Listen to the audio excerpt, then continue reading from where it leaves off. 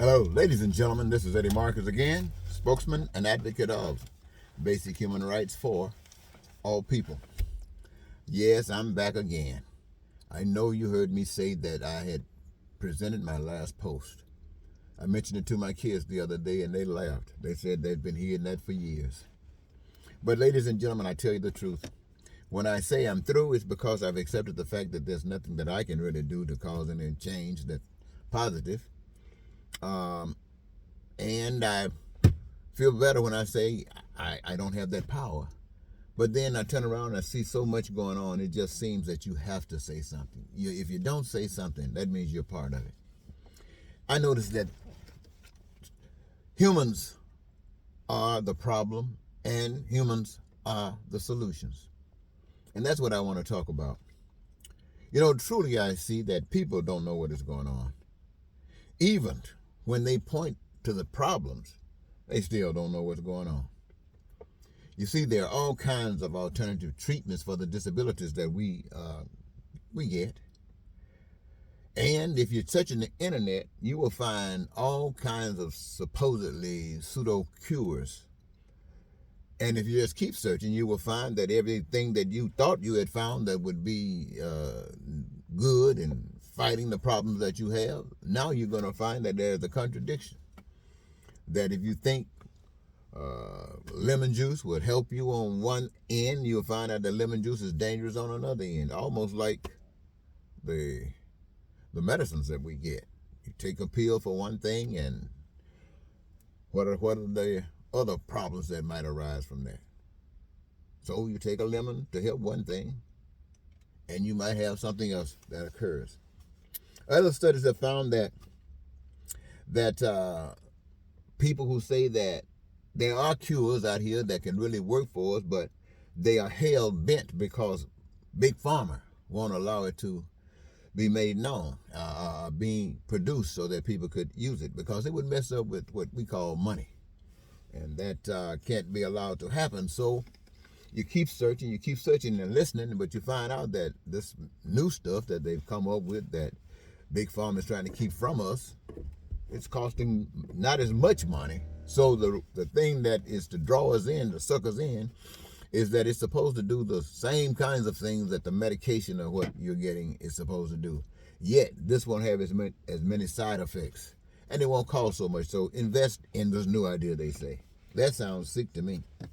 But because it's not a solution. That's not a solution to a problem. You talk about Republicans and Democrats. Politics. They fail to resolve the problems of our day.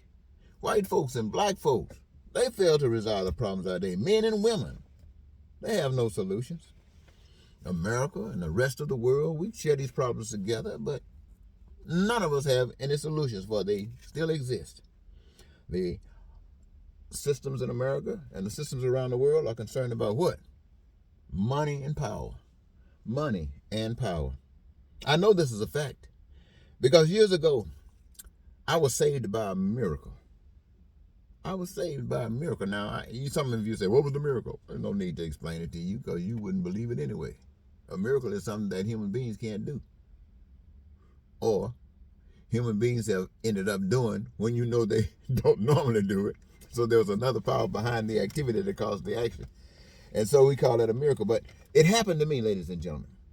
And over time, it brought me to a point of understanding the purpose in life by giving me back my life and understanding and appreciating what life truly is about, and to recognize how I got my life back. Enabled me to be able to stand before you, sit before you, anywhere, anytime, and tell you what I know to be a fact. And it enables me to do other things that no other person that loves you will do.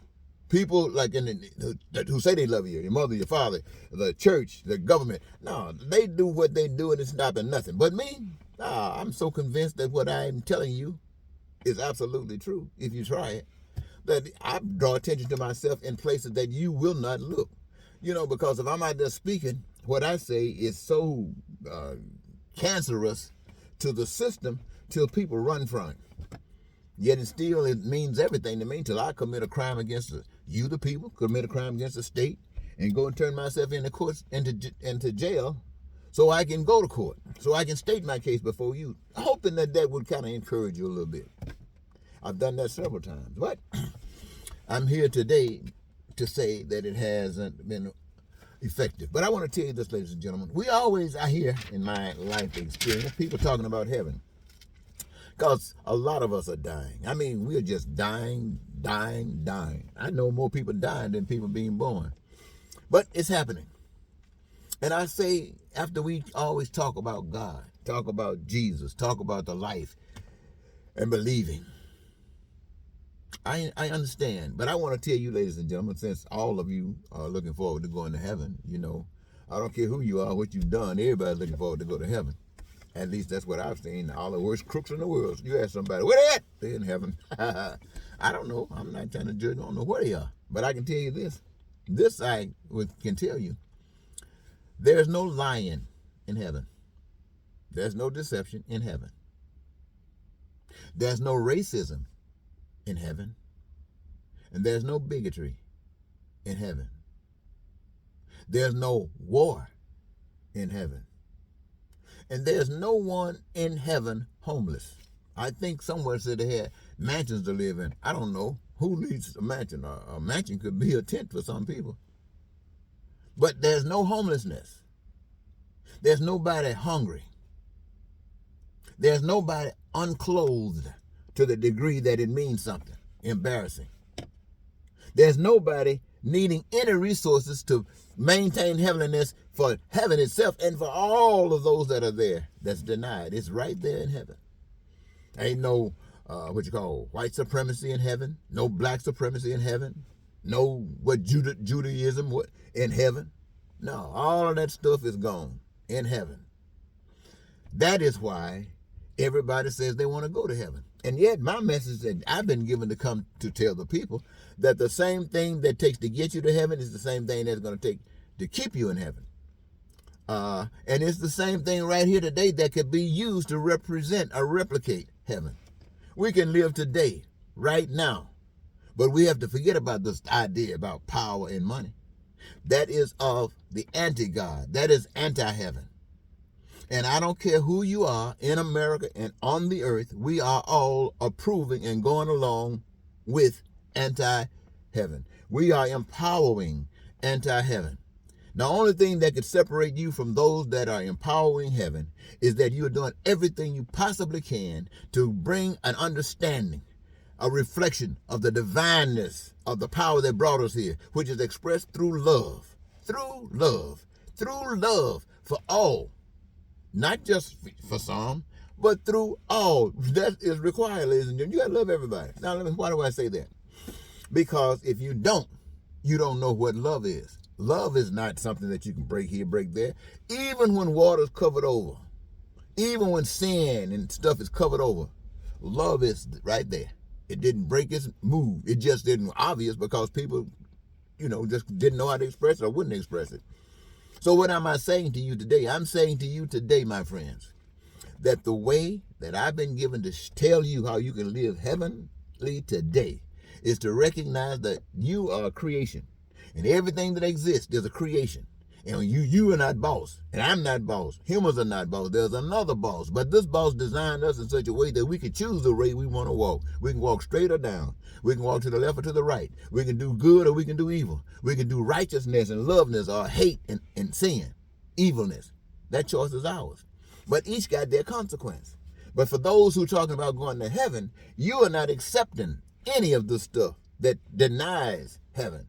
Now, there are a lot of you say, I believe God with all my heart. I believe in Jesus with all my heart. I'm walking according to Jesus. But let me tell you something. You're living in a society that's not walking according to Jesus because there's pain, there's suffering, there's homelessness, there's crime, there's violence. And that has nothing to do with going to heaven or Jesus, except it is an opportunity for everybody who say they love God to prove it. Prove it. You're not going to settle for this, all of this evilness in America. No way. Why? Because it's ungodly and you represent godliness. So when this thing gets out of hand and people are doing those things that are ungodly, those people that are godly not going to stand for it. To stand for it means you're complicit. So when we look in America and all the stuff that's going on, I don't care how much we're saying about our understanding of God. I don't care how many different religious faiths we've got. I don't care how many different written Bibles we got. I don't care how many holy rollers we got. I don't care how many, what they call those prosperity preachers that living on Hill Hill. I don't care how many of those they got. You are complicit to the evilness of this world. And being complicit to it, you will not stand up against it. And if you won't stand up against what is wrong, what the hell do you have in heaven? You would be in heaven just like you are right now. Everything could be going on in heaven just like it goes on today. And you wouldn't say a darn thing. You would say, it's out of my hand. When you've been given the power to straighten it up. It's not about money. Power, you know what that is without me even stating it. But I just want to say to you that my whole point that I'm coming to finally realize is that I'm not God. And though I've tried it, I'll admit it, I tried to, this is where my stress comes from. When I come and tell you something that I've been given, I'm confident that what I'm telling you is absolutely true. And I love you. And when you ignore what I'm telling you that it's beautiful for you, it upsets me. I get angry. I'm like some parents. I get angry and I want to slap you side the head sometimes. I'm not going to do it. You bigger than me, younger than me, you might slap back. But anyway, I do what I do. And the outcome of it, ladies and gentlemen, is that it is totally ignored. My learning is to do this. Share it with you.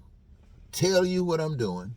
And when I'm encountered with situations, stand up and give this representation. That might take us to a place where we can start seeing some positive things happen. Or it would do like it did Jesus. If you believe in Jesus, took him out at age 33. Took Gandhi out. Took Dr. King out. Took Malcolm X out. Everybody seems to want to stand up for truth and say they're not going to put up with it. Hey, brother, they want to kill them. But in America right now, where you got this evil figure who thought to himself that America is evil, but America altogether was not as evil as he is. I can see this man saying, I'm evil. I know I can handle this.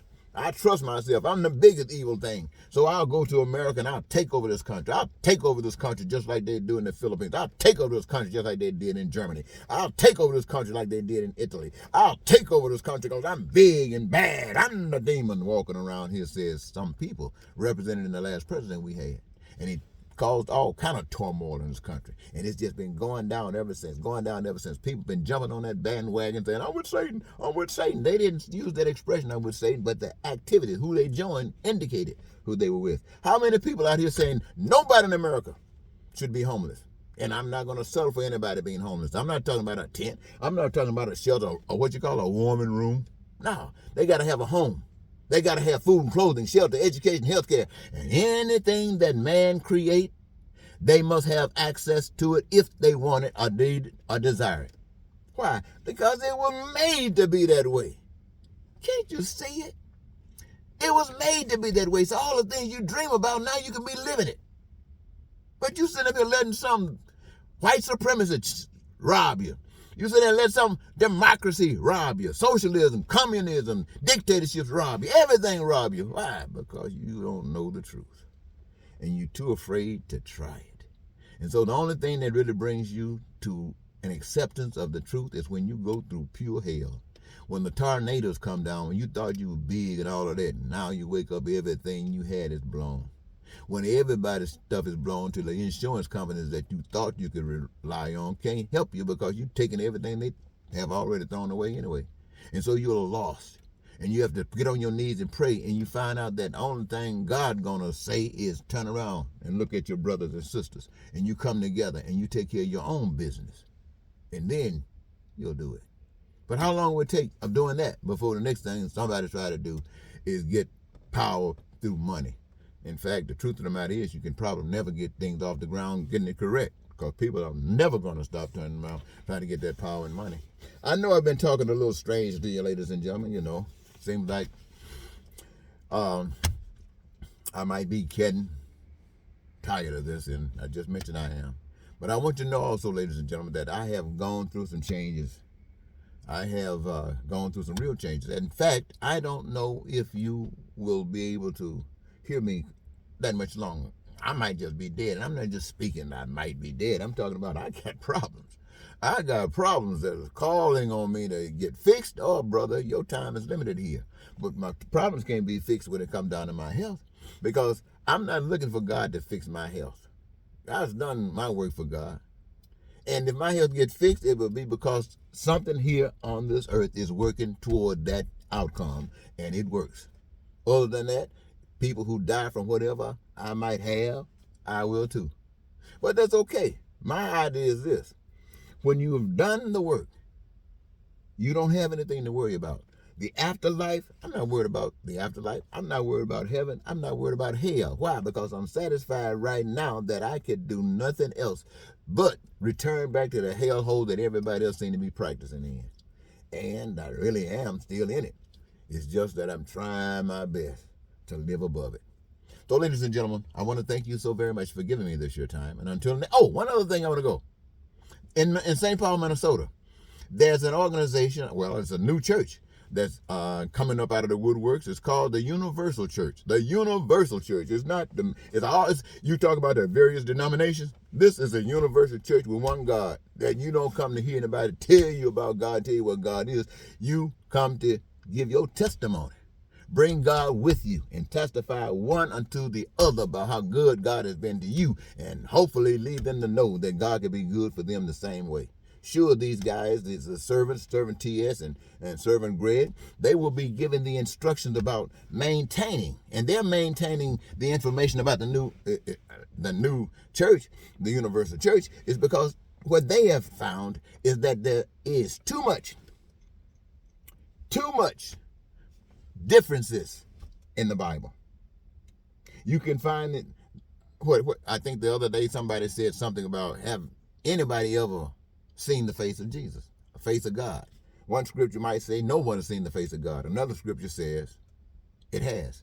So the contradictions exist. And so these guys want to take out these contradictions, expose these contradictions, show you how they've been used to manipulate and control and indoctrinate you to a certain condition that allows you to live in the world like we live in the world. And so with this truth that they are going to bring to you or share with you, and hopefully it will be much more successful than what I have done, or that what I have done in conjunction with what they are doing will serve the better cause for all of us. So this is in St. Paul, Minnesota, T.S. and Greg, the new church, the Universal Church, and they are my friends. I know them quite well. In fact, I'm working with them as much as I possibly can to achieve the ends for which they pursue. So, ladies and gentlemen, having said that, please be aware. Next time, goodbye.